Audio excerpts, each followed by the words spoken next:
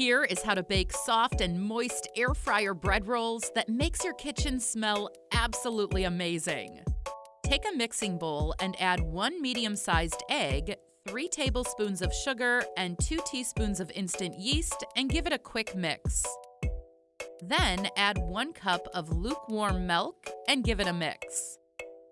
Now add 1/4 cup olive oil or any cooking oil and mix again.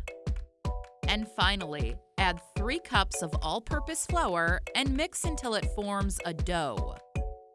Now, put a bit of cooking oil on a kitchen counter and knead the dough for about 5 minutes and make it into a ball. Put the dough ball in the mixing bowl and cover it with a kitchen towel. Leave it on the kitchen counter and let the dough rise for about 30 to 40 minutes. Now, take the dough and make it into equal-sized dough balls.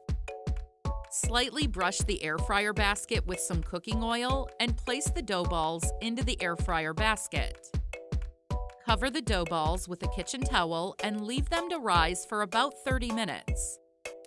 Now, brush the dough balls with an egg wash and bake them in the air fryer at 260 degrees Fahrenheit or 125 degrees Celsius for about 10 minutes until golden brown on the top. If you liked this air fryer bread rolls recipe, then check out also how to make this deliciously moist, soft, and crumbly air fryer banana bread here. Check it out now.